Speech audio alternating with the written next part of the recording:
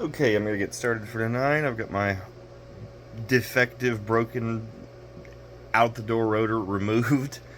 Got my hole saw selected for the replacement. I'm gonna go ahead and get started. Got a piece cut out. I'm gonna go ahead and shape it up. New rotor plate is balanced.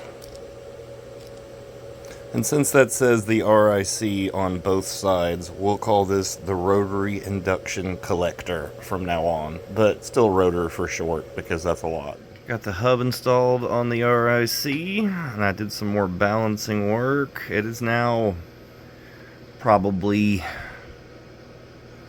maybe a few milligrams out of balance, but once the, for one thing, this drum, which is perfectly balanced because it's machined, has a lot more weight than this wood plate does. So once those are connected to each other, their weight is entangled. That's a bit of a fancy word for saying they're stuck to each other, but at any rate, the mass of this will effectively balance the counterbalance of the wood, because there's so much more weight here that will be balanced and centrifugally turning, that the slight imbalance of the wood will be inconsequential. And it's also about to have the magnets installed in it, so as long as I grid those out perfectly, and I'm actually going to draw lines and measure and drill holes and sink these into the plate so that they can't fly off of it. As long as I do that right, it really should be well balanced, and more balanced than the original was just by me eyeballing it. It's a pain in the ass and slow going, but I got the first row of magnets installed on the rotor, and it's more balanced now than it was when it was empty.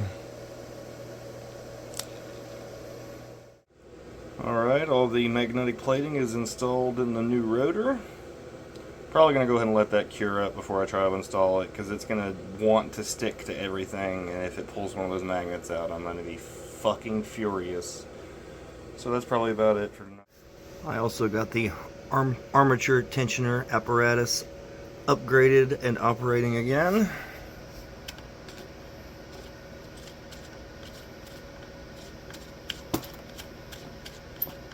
It's currently tightened up much deeper than it would ever be during operation,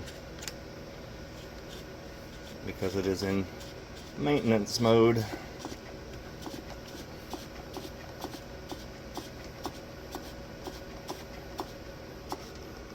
It's just a guitar tuner. It's actually 100 years old. Fully parked.